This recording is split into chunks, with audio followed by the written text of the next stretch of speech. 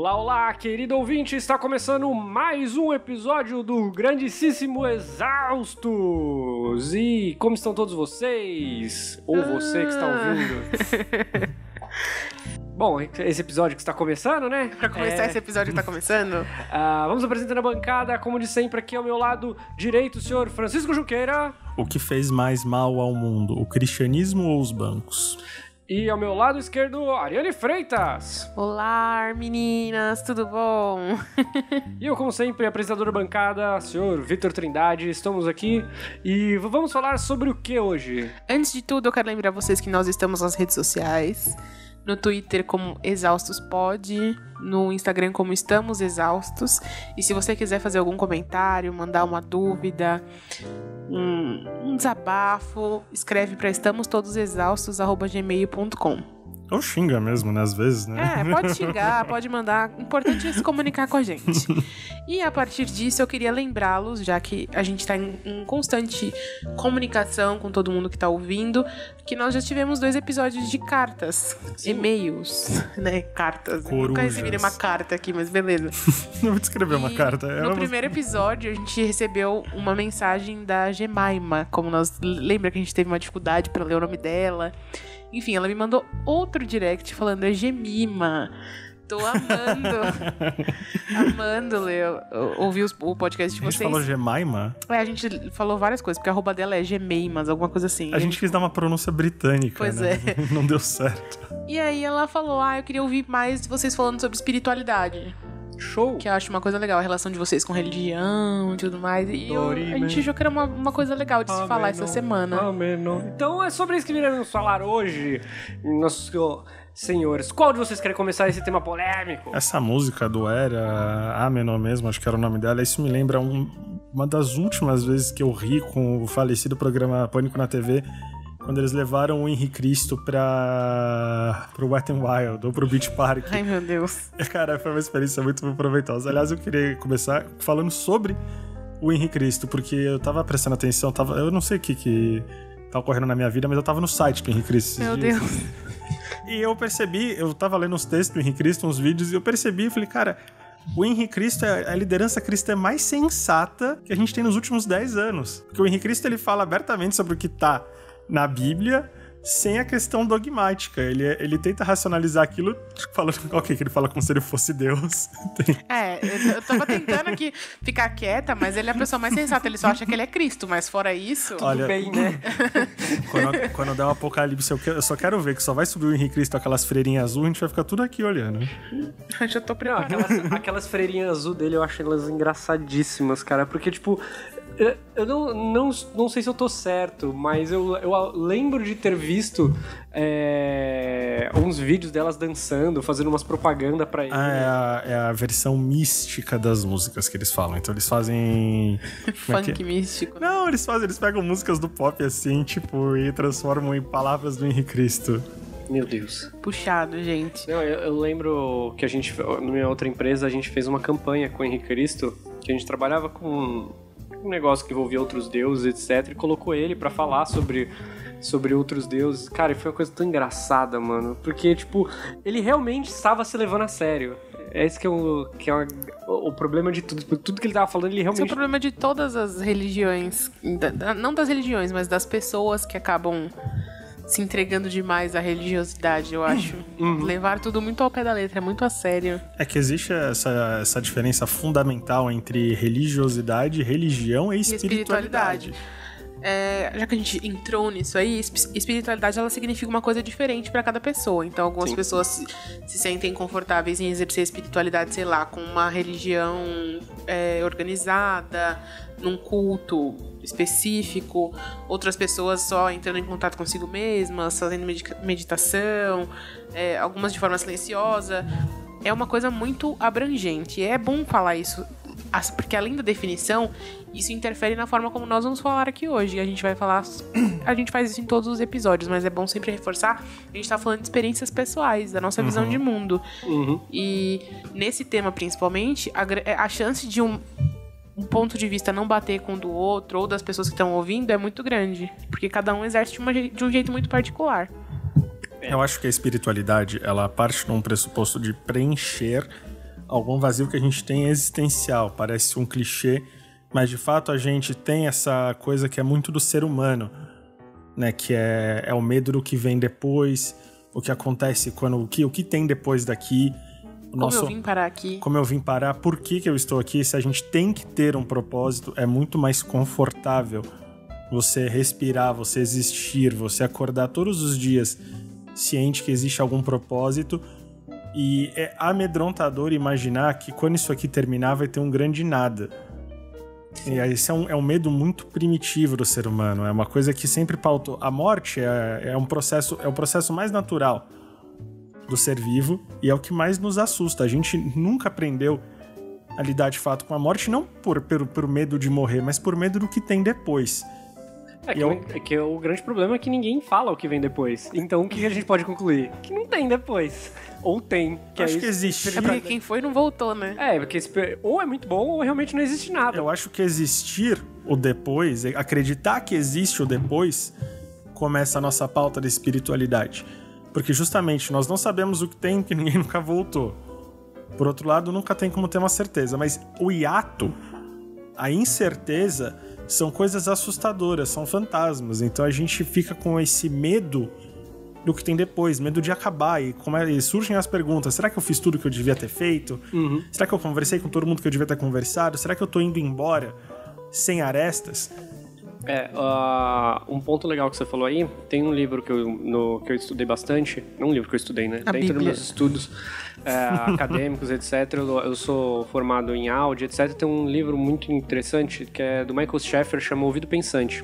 Ele faz uma associação, tipo, a morte ao silêncio, né? Porque o ser humano, ele tem medo do silêncio, assim como ele tem medo da morte, que é o que ele não pode apalpar e o que ele não pode definir. Então, eu acho que a espiritualidade tá aí, tanto para explicar o silêncio, para explicar a morte, que é realmente preencher esse vazio com alguma ideia que a gente não consegue processar porque a gente tem muito medo dela. A espiritualidade é basicamente a voz que a gente coloca dentro de nós para continuar seguindo, né? Para continuar fazendo sentido. Ou para começar a fazer sentido, porque muitas vezes a gente tá perdido e aí busca onde? Solução na espiritualidade.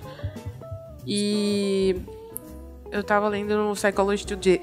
Gente, hoje minha língua tá muito enrolada, parece que eu usei drogas. Eu tava lendo no Psychology Today que existem estudos que mostram que até os céticos, eles procuram uma maneira de entender esse vazio, assim. Uhum. Então, é do ser humano, não tem como você escapar. A busca por respostas, né? Sim, você não consegue escapar desse dilema do que veio, de onde eu vim, pra onde eu vou, o que tá acontecendo. Você falou isso dos céticos, eu até tinha colocado na pautinha. É um filme que eu tenho uma relação de amor e ódio com ele, que é o Prometheus. Que ele é justamente um filme sobre uma dúvida, sobre a dúvida de quem nos criou, por que nos criou e onde que tá, por que nos deixou aqui. Que piada de mau gosto é essa? Exatamente. E é toda a questão do... Por que a gente tá aqui? Afinal de contas, você acha que é nisso que os antigos se apegavam em Deus, hoje a gente se apega em Deus? Que alguém tem que responder. Afinal de contas, assim, a vida ela não é só coisas boas. A gente tem 1 milhão de sofrimentos, a gente tem 1 milhão de coisas que a gente vê acontecendo, não só conosco, mas se você ligar a televisão hoje, é muito constante perguntar, cara, se existe alguma coisa além, por que tá deixando isso tudo acontecer? Qual é o propósito? Eu acho que a espiritualidade, ela começa tentando responder o propósito, o motivo.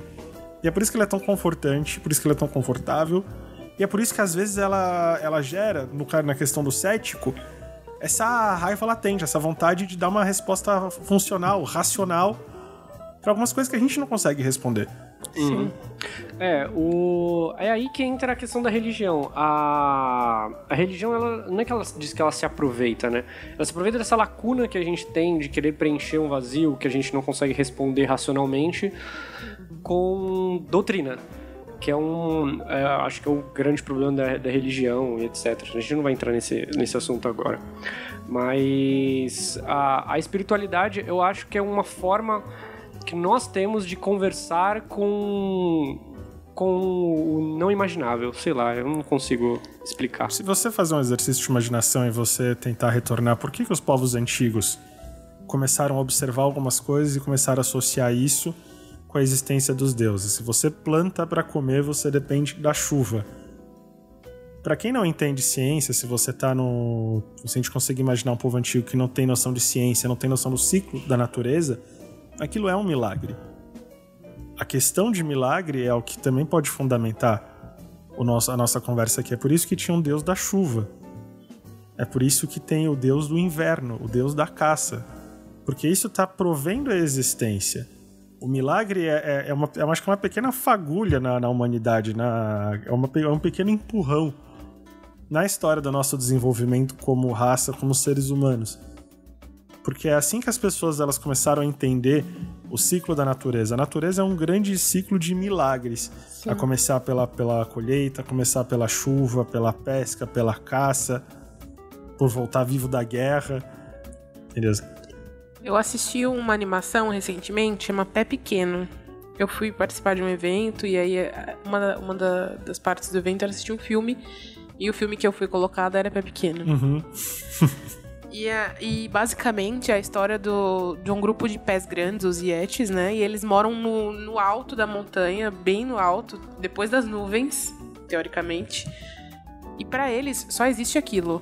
E aí eles têm as regras escritas em pedras, que eles têm que seguir a cerca, senão o mundo para de acontecer. E aí eles passam fome e tudo. E aí uma das pedras diz que um tem que acordar cedo e bater no bumbo, porque se ele não bater no bumbo, o sol não vai aparecer. O outro, que as nuvens estão ali pra proteger eles, não sei o que mais. E ao longo do filme eles descobrem que aquelas regras foram inventadas pra impedir que eles entrem em contato com os humanos, porque os humanos eles não sabem lidar com o diferente, e eles quase foram extintos por causa dos humanos. E tem esse grupo que luta pra tentar entender o que tem depois da nuvem, pra questionar o que tem nas pedras, descobre que ele achava que era importante manter essas regras, porque ele conta a história, tem lá na parede a destruição. A gente tá fazendo isso pra proteger, então a gente mantém essas regras para as pessoas terem alguma coisa em que elas acreditam, pra seguir o dia delas, pra manter as coisas de forma organizada, sem que elas corram risco. Então a gente inventou uma mentira pra que as pessoas consigam seguir a verdade. Essa é basicamente a definição do filme. Eu acho que é o paralelo dos dogmas que a gente chama da Bíblia. Antes de mais nada, antes de começar a falar disso, eu não tô relativizando em nenhum momento religião nenhuma, muito menos o cristianismo. Mas o que eu tento fazer, usando esse teu exemplo, é entender algumas coisas. Se você voltar hoje no Novo Testamento, que tem aquelas regras estapafúrdias, de não pode usar 2 tecidos, não pode tocar... Não, Antigo Testamento. Antigo Testamento, isso. Se você começa a observar, aquelas pessoas precisavam daquelas regras para sobreviver. Por que você não come carne de porco? Porque alguém observou, provavelmente, que tinha cisticerco e aquilo dava doença. Por que você não pode fazer o sexo anal? Porque alguém observou que o contato do pênis do ânus direto pra vagina podia dar doença. Então, essas coisinhas foram questões empíricas observadas que viraram regras e que séculos e mais séculos depois, hoje a gente tá lidando com dogmas, coisas que pra mim eram só questões de sobrevivência daquelas pessoas no meio do deserto. E acho que esse é o paralelo desse filme. Agora, vou trazer outro filme muito legal que chama... Eu acho que chama Deus Existe e Mora em Bruxelas. Que é... Pensa que Deus existe, ele tá lá, ele é um velho filho da puta, ele é um velho bem babaca. Ele mora ele, a esposa e a filha. E a filha, ela começa a fazer umas perguntas. Eu falei, cara, por que ele fica lá no escritório dele trabalhando, né, na nossa existência? E a filha acha ele um escroto, porque... Por que tem um acidente de trem? Por que um trem bate no outro e morre milhões de pessoas? Porque o cara se enfesou e tá uma maquete de trem, ele dá um empurrão no trem e dá um acidente aqui. Por que você nunca... Por que toda vez que você sai de uma fila que tá curta, você vai sempre pra mais longa? Porque ele se enfesou e ele criou essa regra escrota.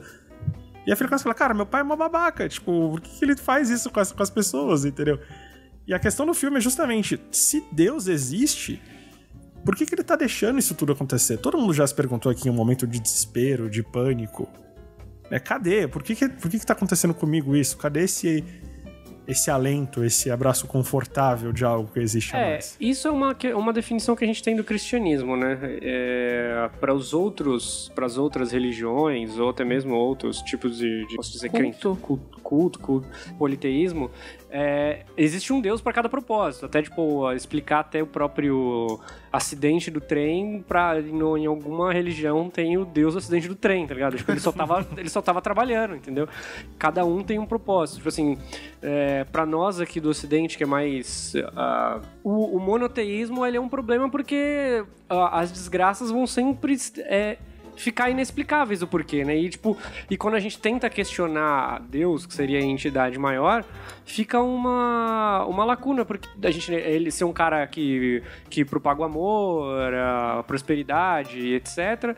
Quando acontece esse tipo de coisa, as lideranças falam, porque a mente de Deus é muito além que a sua. Deus escreve certo por linhas tortas. E aí aí fica difícil. Não que eu esteja indo contra qualquer tipo de religião.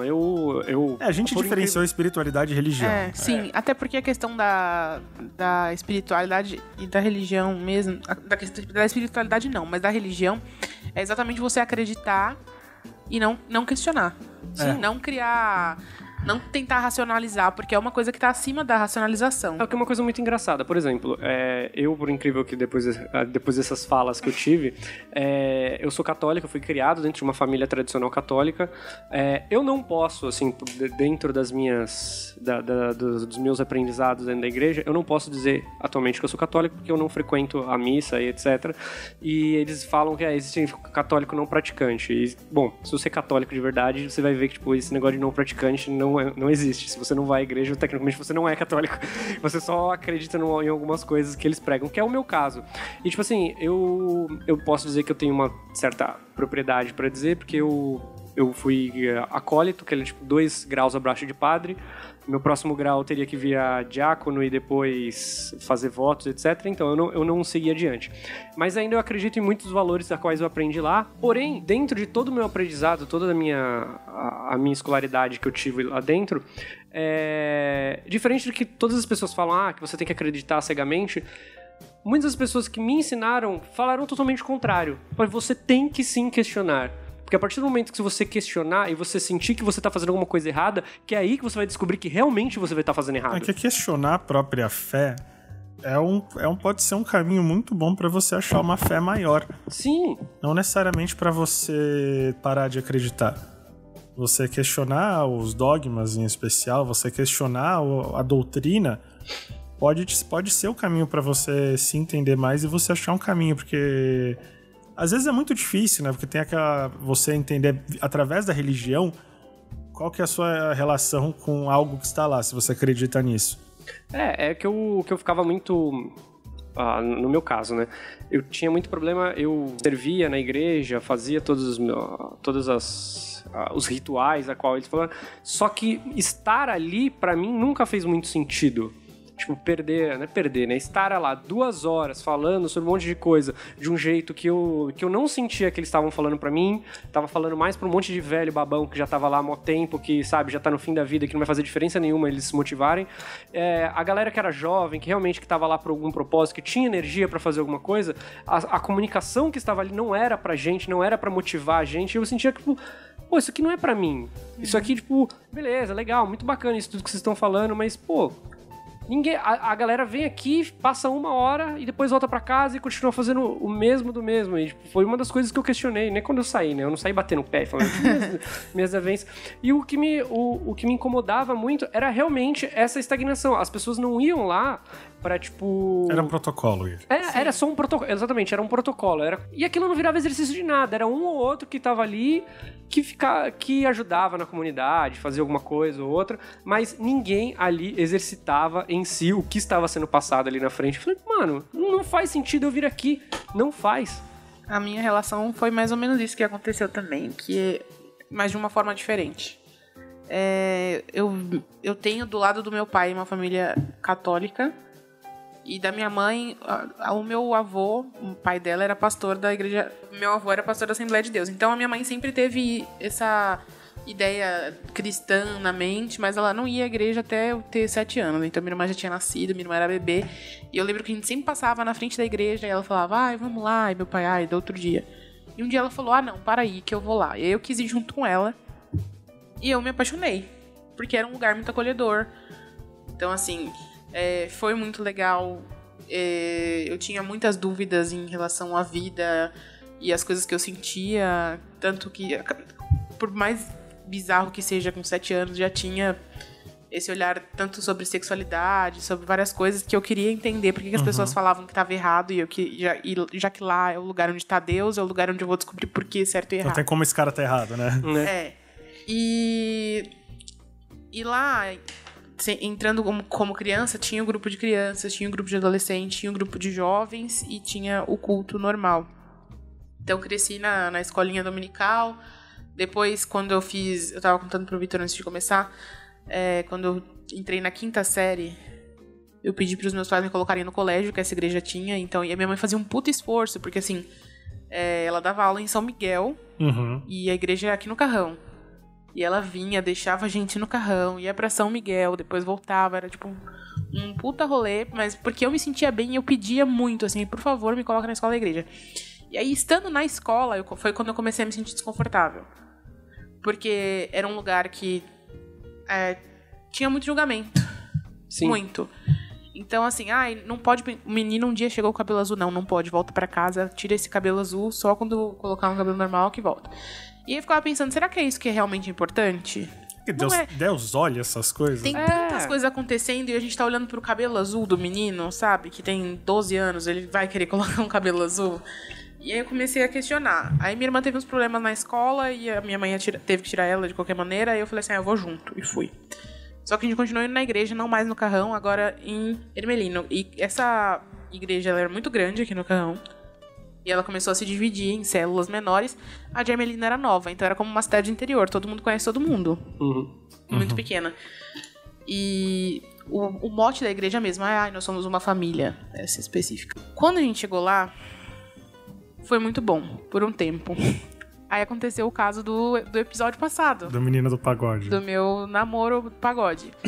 Eu tive dúvidas várias vezes, porque esse estilo que vocês veem em mim, essa coisa do delineador preto, das camisas de rock, isso sempre existiu. E eu era a pessoa mais certinha do mundo. Falando é muito difícil de acreditar, mas eu era muito assim. Era aquela pessoa que tudo, eu vou orar, vou colocar nas mãos de Deus, e não fazia uma coisa de errado, era BV, porque eu só vou só depois do casamento, e Seguia tudo muito às regras. Só que a minha aparência era uma aparência rebelde. Até hoje, eu acho que a minha aparência é mais rebelde do que eu, especificamente. As pessoas olham pra mim e esperam uma coisa um pouco diferente do que eu sou. Mas naquela época era muito. Acho que a Ariane, ela é a Hermione Granger no corpo da Elvira, né? É tipo isso.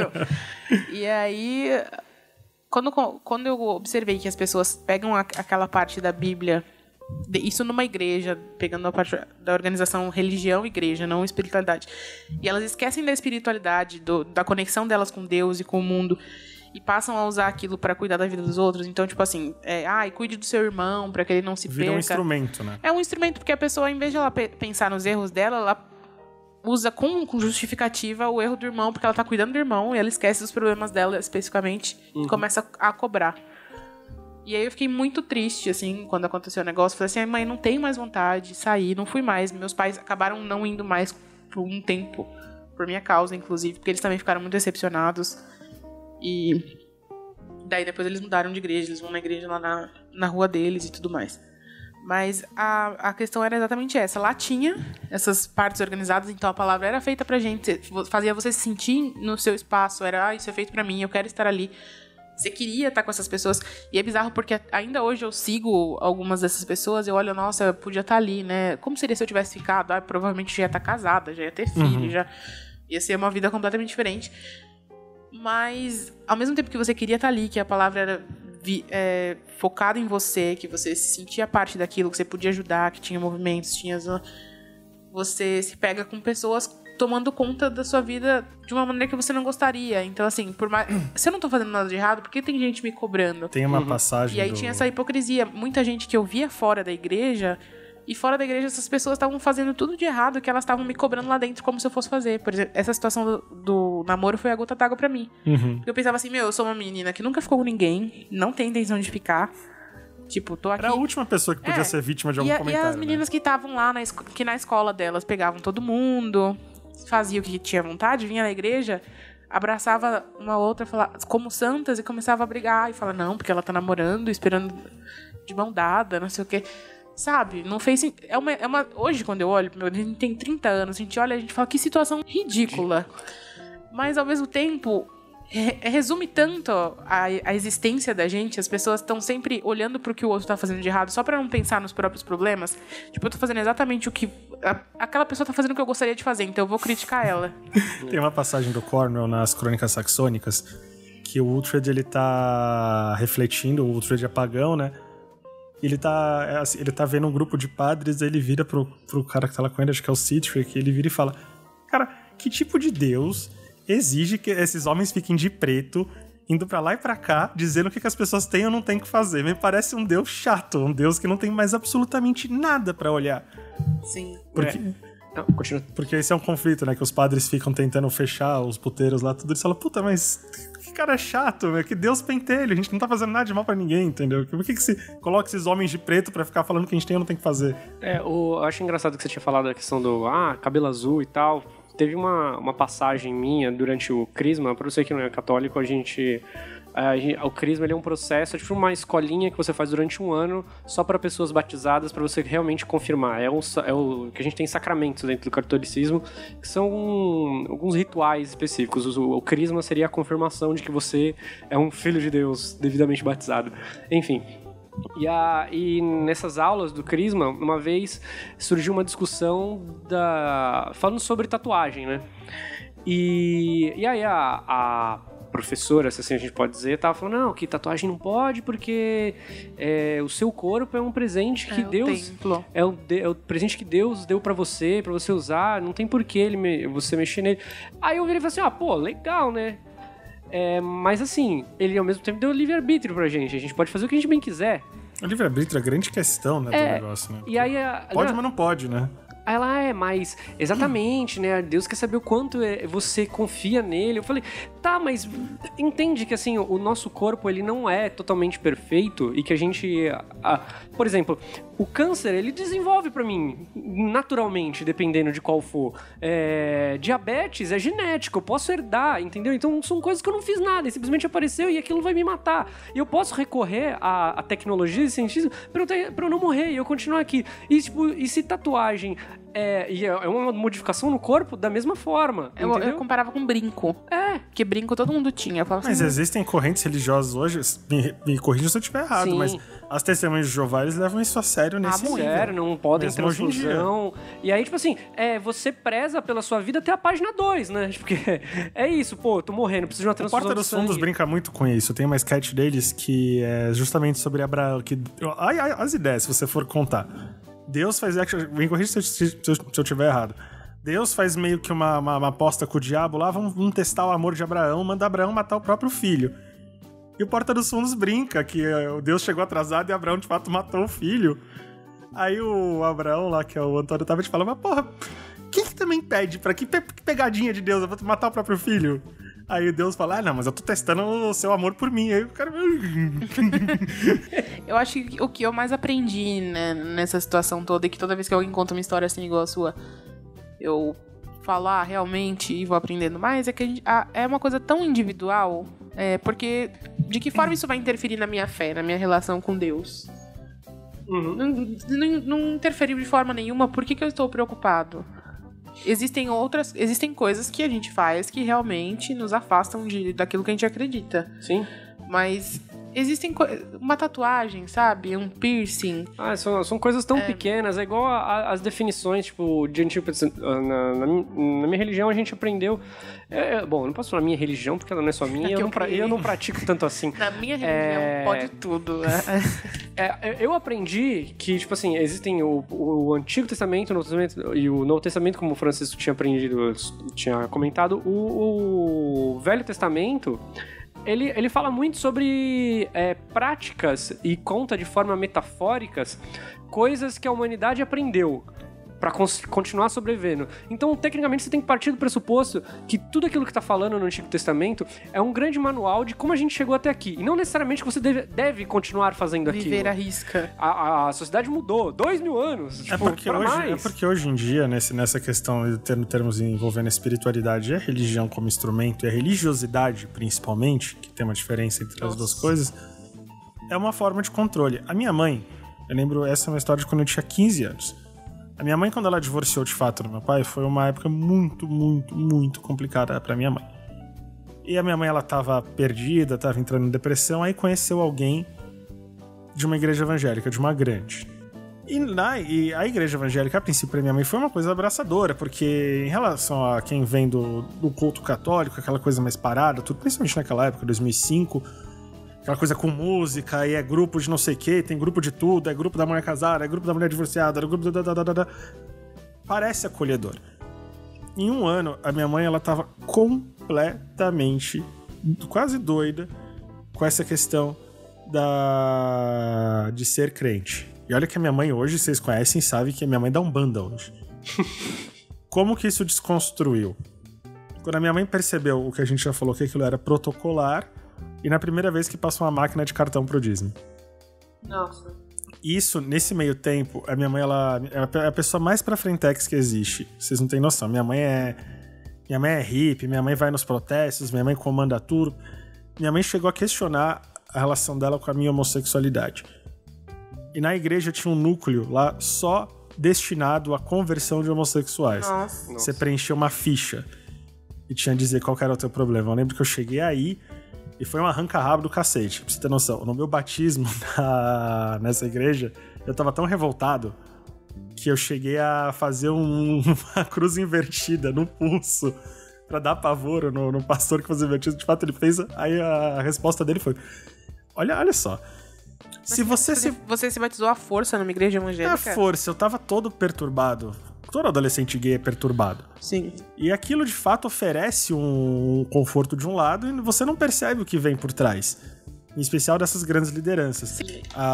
O cara virou pra mim e foi essa frase: se você não se batizar ciente do que você tá fazendo, isso aqui é o caminho certo pro inferno. Eu tava na frente, era uma piscina assim, eu olhei pra cara dele. Eu quase falei, mas como é que eu sei que eu tô certo? Que coisa maluca, tipo, eu prefiro não ir, porque eu tô fazendo isso aqui pra ir pro inferno, você tá falando que eu vou. Não, mas então faz o seguinte, eu vou ficar aqui no purgatório de boa. Aí o que quando eu for voltando a minha mãe, ela foi desconstruindo isso aos poucos quando ela percebeu que a rotina dela tava completamente controlada pela rotina da igreja. Virou uma questão de vida, assim. As pessoas, elas olhavam as roupas dos filhos, as minhas roupas e as roupas do meu irmão. Se você tem camiseta de rock, se você só usa preto. E aí foi o dia que minha mãe começou a perguntar, por que Deus liga pra essas coisas? Aí um dia minha mãe olhou pra mim e falou, olha, eu acho que Deus não erra, Deus não erra em nada, Deus faz tudo perfeito, então não tem possibilidade de você, por ser homossexual, ser um pecado, ser um problema. E minha mãe começou a esvaziar esse âmbito de igreja. Minha mãe, foi uma coisa muito doida, né? Porque ano passado ela conheceu... Minha mãe, ela tinha um medo do caralho, como quase todos nós que crescemos em famílias cristãs, das religiões de matriz africana. Minha mãe conheceu um Umbanda e se apaixonou. Porque aquilo, de fato, ela até conseguiu criar um laço com os orixás dela. E o mais importante, ela consegue fazer tudo sem o medo de ir pra algum lugar terrível, onde você vai queimar por toda a eternidade. E no final das contas, às vezes eu percebo que as pessoas, elas têm mais medo do que pode acontecer se elas desobedecerem esses dogmas do que vontade de levar adiante. É mais medo do inferno do que vontade de ir pro céu, vamos dizer assim. Eu lembro que você fez lembrar esse negócio de queimar por toda a eternidade. Eu lembro que quando eu era acólito, nós tínhamos um treinamento, né, que a gente fazia mensalmente. A gente ia lá para rever algum protocolo que mudou durante a celebração, que a gente ia ter que adaptar. Acólito, pra você que tá em casa, não sabe, acólito tipo, é o coroinha adulto, entendeu? É o estagiário do padre lá. Só que aí o que acontece? Eu lembro que tipo, eles estavam falando sobre inferno e etc. E aí eu questionei o padre, eu falei, padre, sério, tipo, de verdade. Tipo assim, e é uma coisa muito engraçada que eu gosto de desmistificar com experiência atual. Experiência própria. A galera, tipo, tem muita essa visão popular de que padre é um cara X, etc. Muitas vezes ligado à pedofilia. Eu, particularmente, não é porque eu gosto de militar, nem tô frequentando tanto a igreja. Todos os padres com qual eu conheci eram pessoas excelentes, que sempre foram me instruíram muito bem e foram uma das pessoas que mais me incentivaram a ser questionador, e nunca vi esse lado de pedofilia, a porra que for. Porque, lógico, que em todo grupo, na humanidade inteira, sempre vai ter a maçã podre no meio. Mas eu, particularmente, todos os que eu conheci, tipo, todos eles eram pessoas muito fantásticas. Agora, voltando sobre o que eu estava falando, eu comentei com o padre e falei, cara, esse negócio de céu e inferno não faz sentido algum pra mim. Ele falou, por quê? Eu falei, para e pensa comigo. Qual que é a média que a gente vive na Terra? Sei lá, 60, 70 anos? Pô, beleza, eu vou errar em vez ou outra, porque eu nasci uma folha em branco, eu fui aprendendo com o tempo, e eu acabo errando, às vezes eu nem erro de propósito. Uhum. E aí, tranquilo, eu errei, eu tenho que pagar pelos meus erros e tal, e aí você acha certo eu ter errado, ter feito alguma coisa errada, e aí eu vou pagar no inferno sofrendo a eternidade por ter passado, beleza, que eu erre por 60 anos, mas 60 anos ainda assim não é a eternidade, tipo, é desleal, isso aí, tipo, pra mim, sei lá, que concepção de justiça é essa, não faz sentido nenhum. E é tipo, pô, beleza, se você virar pra mim, ó, beleza, você fez merda aqui, sei lá, vamos computar aqui, você deu 7 anos de merda, então você vai passar 7 anos de merda sofrendo no inferno depois, beleza, você vai ser exaltado, e se a gente vê, igual o presídio, tá ligado? Tipo, você não fica preso eternamente. Porque é muito desleal, cara, não faz sentido. A concepção de você sofrer a eternidade, porra, não tem por quê? Beleza, tem gente que até merece, eu até venho concordar. Mas normalmente essas pessoas não estão preocupadas. Esses dogmas é o que nos afasta da nossa questão da espiritualidade. Justamente essas questões, quando a gente verifica a hipocrisia que existe por trás das religiões. E a gente se furta de viver coisas ou de acreditar em coisas. Eu, pessoalmente, falando uma visão muito minha, eu não gosto de... Eu sempre penso no tamanho do planeta, da Terra, em relação ao tamanho do universo. Eu sempre penso na nossa pequenez e eu fico pensando, é muito arrogante dizer o que existe e o que não existe. A gente é muito pequeno. E essa foi a relação que eu desenvolvi com espiritualidade. Eu não sei o que tem. Eu sei que tem.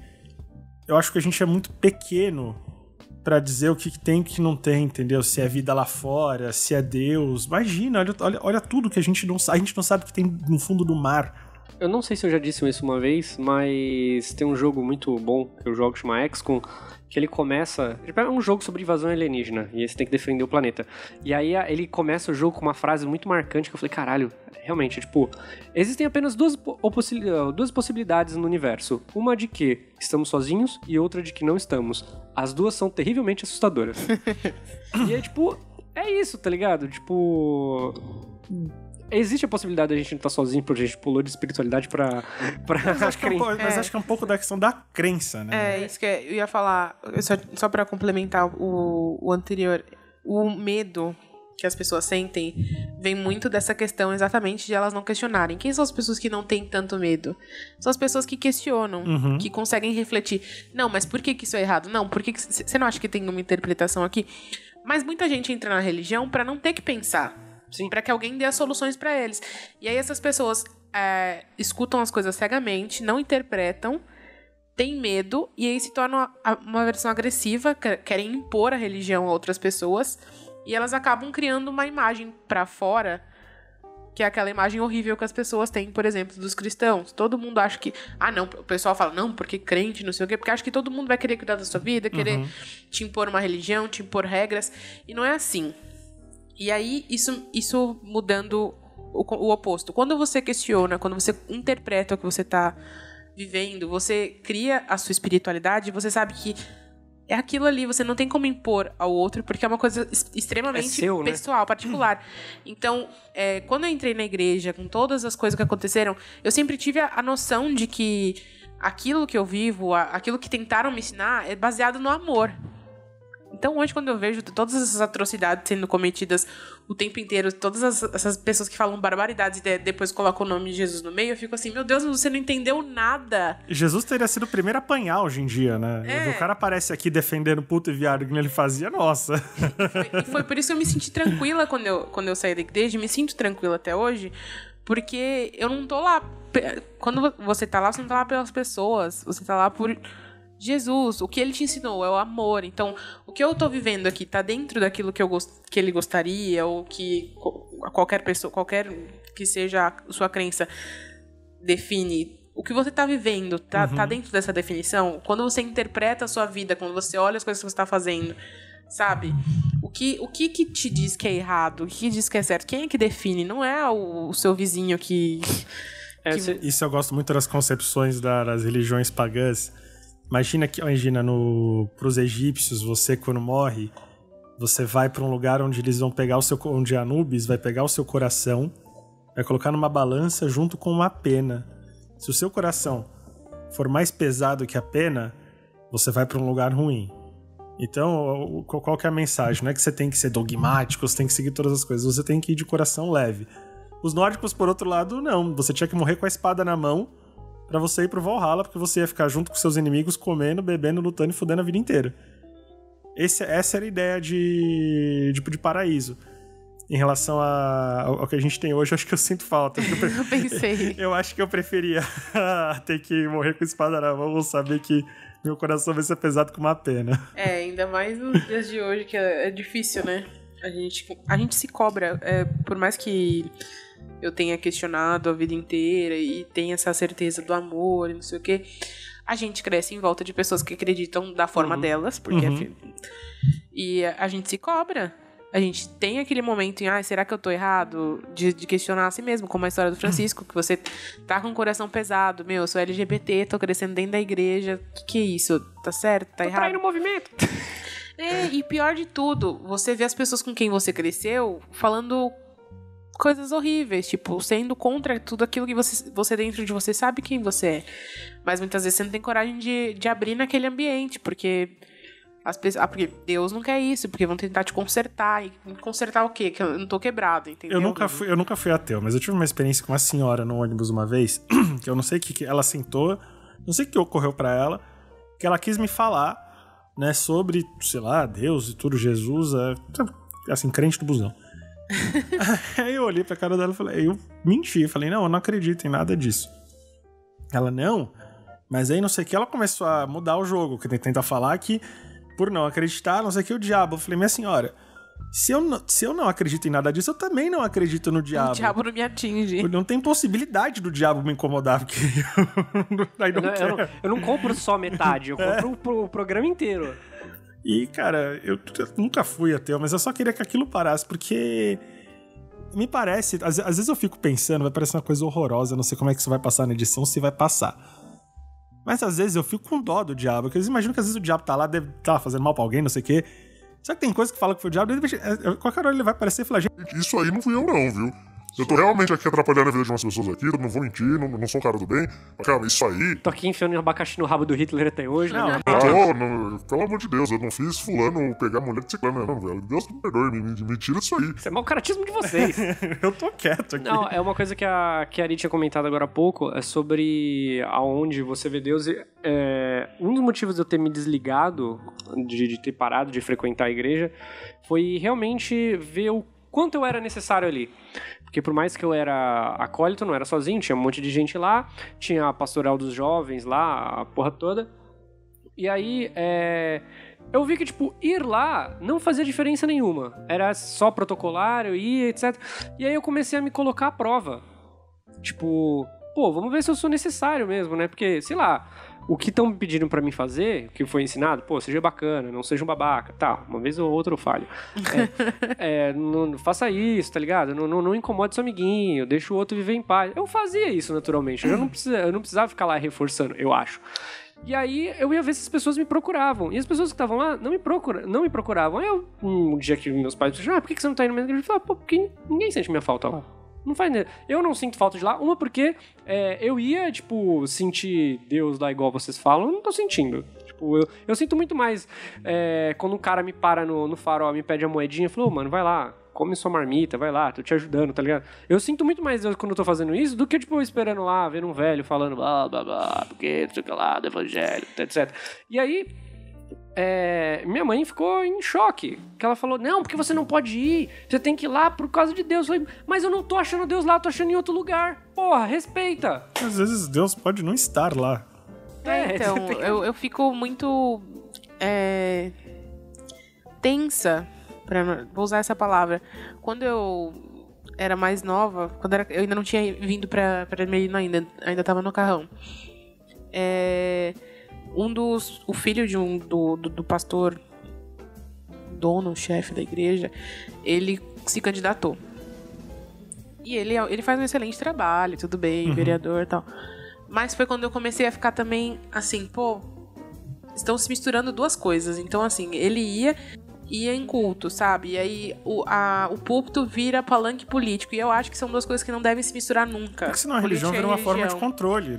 Exatamente. Eu acho que não deve se misturar nunca, porque você tá falando da espiritualidade na pessoa, daquilo que ela acredita, tá falando de fé, de algo que ela acredita cegamente. As pessoas questionam tanto influenciadores o tempo inteiro, não porque ela não devia se posicionar ou porque ela se posicionou demais, né?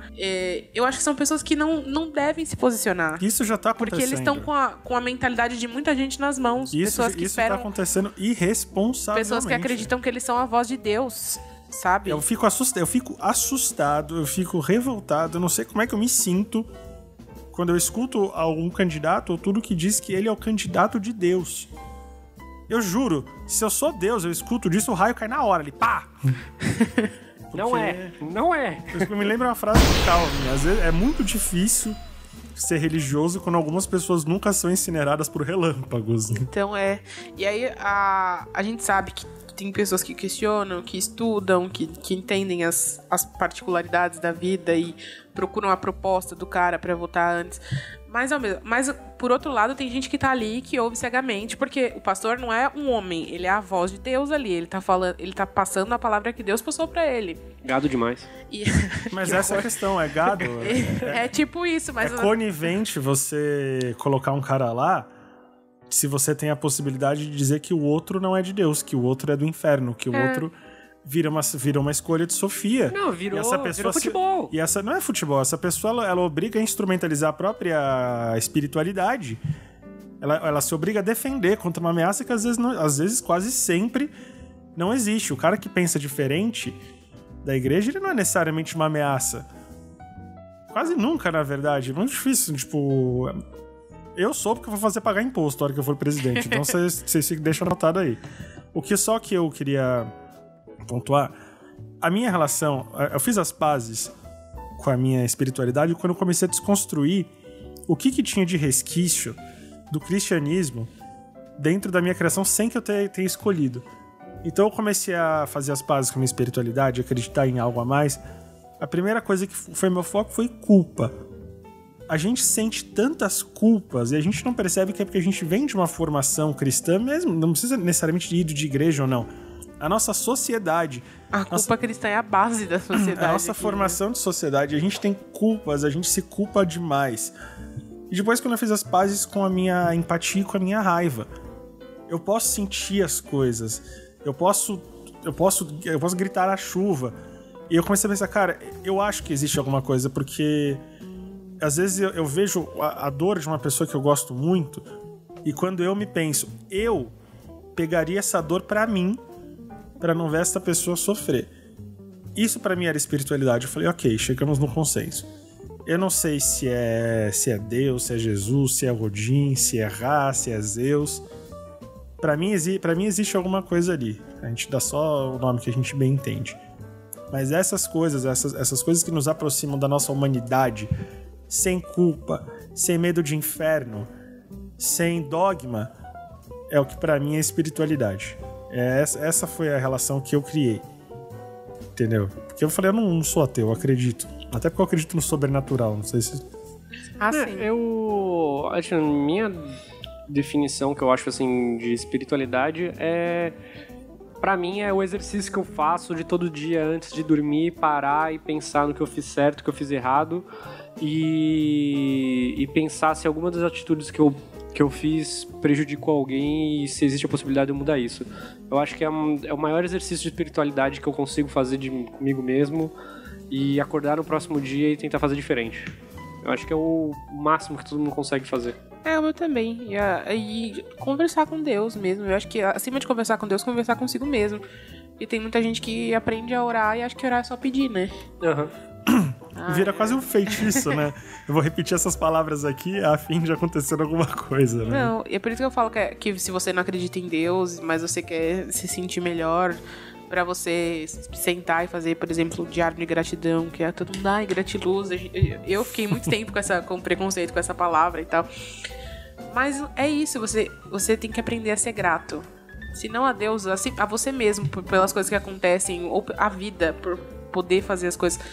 Porque se a gente só olhar para as coisas ruins e deitar, nunca vai conseguir ter essa conexão, nem com Deus, nem consigo mesmo. O que a gente tem que entender na questão da vida é que a vida, isso... Olha, você tá aqui, parece que você tá Nietzsche, não sei o que, você tá Rock Balboa. Tá certo. Passou um caminhão buzinando. Se você deixar, a vida te deixa de joelhos. Se você deixar, você vai ficar de joelhos, porque a vida ela vem aí pra te deixar de joelhos. Então você tem que levantar e começar a dar soco, que é o Rock falando com o filho dele lá. Motivacional total. Entendeu? Eu acho que essa reação. Espiritualidade, reação. Entendeu? Se conversar, se entender. Entender quando você precisa ser introspectivo. Essa introspecção, esse contato consigo, esse contato com algo que não tá ali. Buscar resposta em algo que não seja racional. Às vezes a racionalidade não consegue explicar as coisas pra gente. Entendeu? É muito... Eu sempre vejo essas cenas dos filmes, entendeu? De, sei lá, filme de terror eu vejo muito. Que a pessoa falando... Não, mas isso que você tá me explicando... Eu sei o que aconteceu. Não é isso. Acontece isso, é um fenômeno natural. Não é. Eu vi, eu sei o que aconteceu. E as pessoas, elas querem acreditar. Porque o racional, ele não responde tudo. E no seu coração você sabe o que ele não tá respondendo. Sim. Então você se apega a alguma coisa. Eu sempre falo que meu problema não é com Deus, meu problema é com os humanos. Então eu tô de boa, tô tranquilo. Eu acho que até que a ouvinte tinha falado, que eu acho que a questão dela com relação à espiritualidade, eu acho que a melhor coisa que você faz pra se resolver na sua espiritualidade é realmente fazer um exercício de pensar o que é bom pra você e o quanto você vai poder ser útil para os outros, sem pensar no que os outros estão esperando que você faça ou como você se comporte, entendeu? Tipo, antes de pensar, sei lá, esteticamente, será que Deus vai gostar disso? Mano, faz o que você precisa fazer e antes, a única coisa que você tem que pensar antes de fazer é pensar se isso vai agredir o próximo, ou se aquilo vai ser bom. Se aquilo for bom, independente do que seja, se tá fazendo bem pra você e vai ser bom pro próximo, cara, foda-se, faz. Sim, e eu não lembro direito o que ela perguntou, peraí. Ela disse que tá em crise com a igreja. Faz esse exercício, olha o que tá criando essa crise. Se é uma coisa que você pode relevar, se é uma coisa que você não se sente mais... Ou se você consegue entender a igreja como algo, é só um caminho, você não precisa ouvir aquilo. Você estar ali é só um lugar pra você. Exatamente. E aí, quando você perceber isso, fica mais leve. Se ainda assim você não se sentir à vontade, às vezes é hora de você mudar de lugar. Às vezes não é essa igreja especificamente. Tem tanta igreja, ou vira pro pastor pessoas pra conversar. Eu viro pro pastor e falo, deixa eu te perguntar, Deus é onipresente? Aí o pastor vai falar, então não precisa estar aqui. Ai, que horror. Não, mas ele certamente vai estar na lanchonete. Não, mas eu entendo o fato da pessoa sentir falta de estar na igreja, de ouvir a palavra, ou mesmo de, sei lá, o louvor. Eu não sei, porque eu não sei qual a igreja é, qual a situação, porque cada uma tem uma organização completamente diferente. Mesmo igrejas evangélicas, você vai em uma, você vai em outra, eles são dois universos completamente diferentes. Mas você cria não só a rotina lá, um vínculo que além de ser com as pessoas, é uma conexão maior, sei lá. Quando era criança, eu queria ser ministra de louvor, gente. Olha aqui, olha essa carinha aqui, ó. Pareço uma missionária? Não. Cara, mas queria. Porque você sente conectar. Parece que é mais fácil de você se conectar com Deus lá dentro da igreja. É a casa dele, teoricamente. Falando da minha mãe de novo, a minha mãe, ela começou com o pé atrás, não sei o quê, foi no centro de Umbanda, perto de casa. Aí resolveu, vou levar minha irmã, minha tia, né? E minha mãe, minha avó. Levou. O bonde do terreiro que eu falo da minha mãe é quase 18 pessoas que ela vai e só aumenta. O pai de santo lá tá desesperado e falou, não sei se eu peço pra você parar de trazer gente ou não. Pelo fato de se sentir, assim, no caso da Umbanda, do negócio incorporado, de você conseguir falar com alguém e ouvir um conselho verbal, não necessariamente um sinal ou uma voz de dentro. Porque essa era a motivação dela, ela gosta desse conselho. Eu acho isso uma questão muito legal. Eu ainda não fui, ainda tô só olhando, mas eu acho que esse era o anseio que ela precisava ali. Ouvir. Não só essa coisa, vou me ouvir, vou ficar introspectivo, porque às vezes você quer um chacoalhão, né, de falando, e às vezes ela entra e fala, nossa, o Exu falou, me colocou no chão, quase me tirou de tapa, falou um monte pra mim, tô pensando. Eu falei, mas você tá feliz? Ela, tô. ouvir alguma coisa. Sim, algumas pessoas procuram ouvir na terapia, outras pessoas procuram ouvir na religião. É isso que a gente tá falando. Algumas pessoas procuram se ouvir na meditação. São várias formas e todas são acolhedoras pra quem recebe aquilo de alguma forma. A gente precisa de alguma coisa que tire da cabeça. Porque a gente pensando sozinho, a gente não é... Como eu sou o rei da referência cinematográfica, eu acho engraçado que assim... Lembra aquele filme do Jim Carrey, o Todo-Poderoso? Que tudo que você pede pra Deus vai pro e-mail de Deus. E que Deus vira pra ele e fala: quer saber de uma coisa? Você tá reclamando tanto, vira você Deus por um dia. Aí quando ele pega os e-mails, ele seleciona todos e coloca sim. Ele começa o apocalipse, entendeu? Ele chega em casa, todo mundo ganhou o que queria de fato, né? E, cara, é gente se matando na rua, é carro pegando fogo, tudo. Ele fala: caralho, o que eu fiz? Eu não posso... Pra responder, por que Deus não atende todo mundo, entendeu? Vocês estavam falando aqui, eu fiquei pensando, tipo, com a minha relação... Tipo assim, meus pais, eles são, até hoje, ministros da Eucaristia, né? Ministro da Eucaristia é aquele cara que entrega a hóstia pra pessoa durante a missa.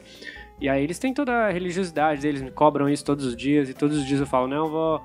E aí... Mas é exatamente esse simbolismo.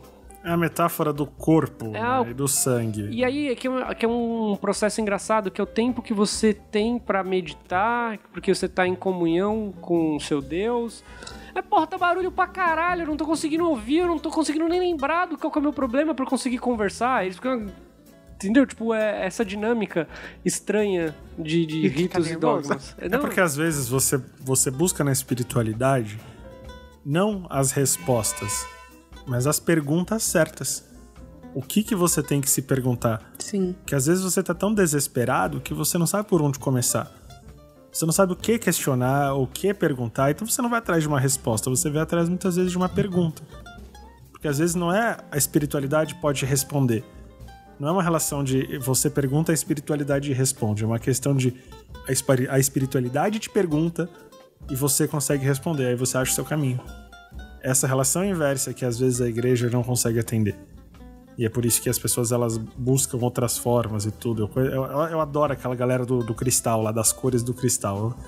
Uma tia minha há um tempo com isso, que as cores são a resposta, os cristais. E cara, era cristalzado pra caralho, nunca havia tanto cristal. E eu achava aquilo legal, que puta, que ela tá se comunicando lá com as pedras, com as cores dela, entendeu?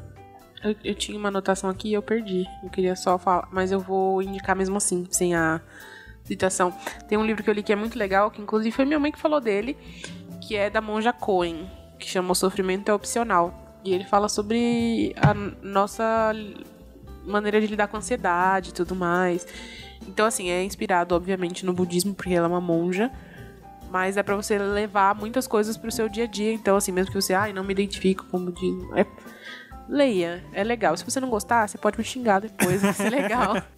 Eu achei aqui o que tinha separado. Ela fala assim: quanto da nossa vontade impede a cura e a transformação? Quanto do nosso ego nos mantém adoentados para fugir de situações difíceis? Quanto realmente queremos a cura? Crer, ter fé, não é apenas orar e... Ter fé não é apenas orar automaticamente ou repetir frases sociais e espirituais. É tornar-se, entregar-se, permitir-se curar. Isso é muito importante e deve ser analisado cuidadosamente. Milagres existem. Você é um milagre quando se abre ao sagrado. Foi preciso que você quisesse, que você procurasse um caminho de cura. Então não adianta ficar lá sentado e repetindo as coisas sem questionar, sem pensar, sem desejar fazer aquilo. Essa é uma reflexão sobre o milagre muito interessante, porque é o que eu comentei no começo. A existência do milagre, a gente cresce achando que o milagre tem que ser o morto sair da tumba, o cego voltar a ver, porque a gente ouve essas histórias quando a gente é pequeno. Se você fazer um cálculo rápido de tudo que pode te acontecer durante o sono, se você não virar um paranoico ansioso total, meu Deus, você percebe que acordar é um grande milagre. E foram esses milagres que, de novo, pautaram a humanidade na existência dos deuses ao longo da nossa formação. E eu acho que fazer as pazes com o conceito de milagre também. O milagre não são as revelações, meu Deus, do Apocalipse. A gente cresce achando que o milagre tem que ser uma coisa muito... E a gente cresce presenciando vários milagres. Muito teatral o milagre tem que ser na nossa cabeça infantil. E isso não evolui conforme nós ficamos adultos. A gente continua esperando algo extremamente teatral. pro milagre? Não necessariamente, né? Não, eu acho que, pra mim, o milagre é exatamente você vencer a si mesmo. Tipo, beleza, você pede pro seu Deus, pra sua fé, que aquela pessoa te dê força pra você continuar, cara. Eu acho que isso aí é o maior milagre que você vai conseguir na sua vida. E eu, particularmente, eu acho que a única coisa que eu posso considerar um milagre que aconteceu na minha vida foi quando, tipo, meu irmão mais novo, recém-nascido, teve um ataque de hipoglicemia e ficou, tipo, quase 5 minutos sem respirar. Naquele momento, foi a única vez que eu me realmente coloquei e pedi, falei, pelo amor de Deus, salva meu irmão mais novo. Ele tá vivo hoje, me enche o saco até hoje. Falei, pô, foi um milagre do caralho, entendeu? Então, é isso aí, mano. Eu acho que cada um tem liberdade de acreditar no que você quiser. E... Desde que não interfira nos outros, né? Na verdade, interfira positivamente. Eu acho que a gente tem que pensar sempre em fazer o bem. Mas tem que tomar cuidado com isso. A gente. Tem que tomar cuidado, porque todo mundo que interfere em termos de religião acha que tá fazendo bem.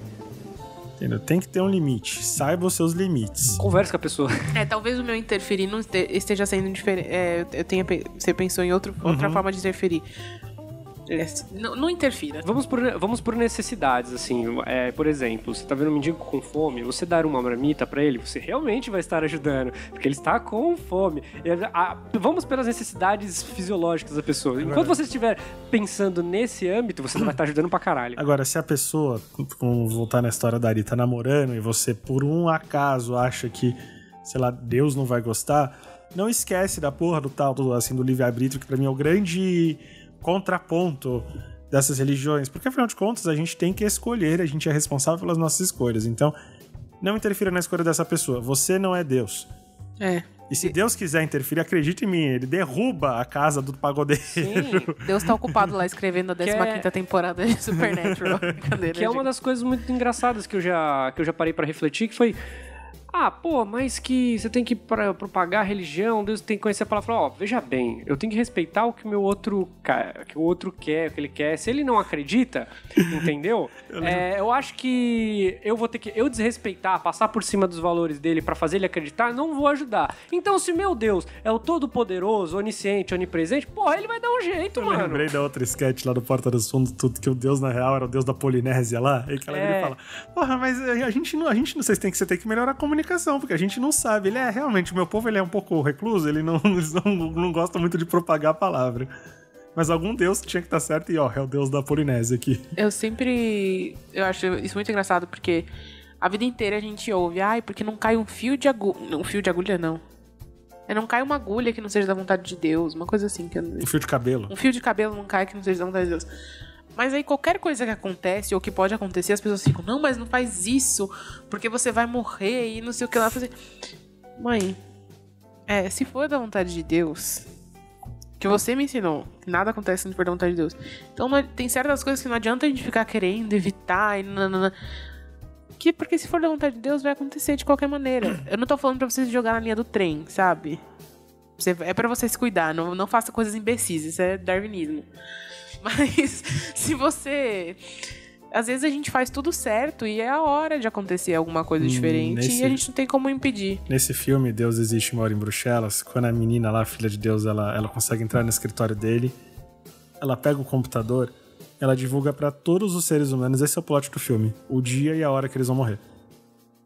E isso gera toda uma bagunça aqui, porque... as nossas dúvidas são pautadas justamente, a nossa espiritualidade, nossas dúvidas existenciais, de novo, quando a gente vai morrer. No filme, quando as pessoas ficam sabendo quando elas vão morrer, elas param de se preocupar, elas param de conviver, elas começam a fazer o que elas querem. Tipo, o youtuber, por exemplo, tem um youtuber lá, ele começa a testar se dá certo. Então ele fica tentando se jogar de um prédio o tempo inteiro. Então ele se joga, de repente ele cai em cima de alguém, porque não era a hora dele morrer, mas era a hora daquele cara que tava passando ali morrer.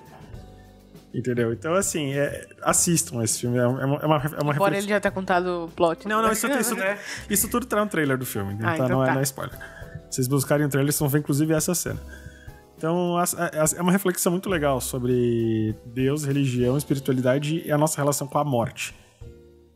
Que, afinal de contas, o que tá passando ali? Que a gente vive em função do medo de morrer e do que pode acontecer com a gente depois que a gente morrer se a gente teve uma vida pregressa aqui fora.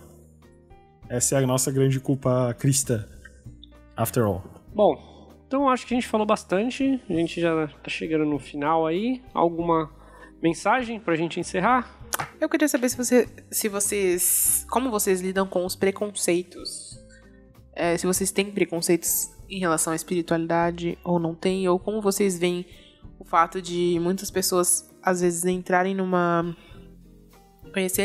começarem a conhecer sua própria espiritualidade e se fechar para as outras experiências e achar que a espiritualidade dos outros está certa ou errada. Eu me confesso extremamente reativo hoje em função do nosso plano, da nossa pauta política nacional, do que vem acontecendo de um tempo para cá. Eu confesso que eu virei uma pessoa, me vejo uma pessoa muito reativa com os evangélicos em especial, e às vezes eu sinto que eu generalizo algumas coisas.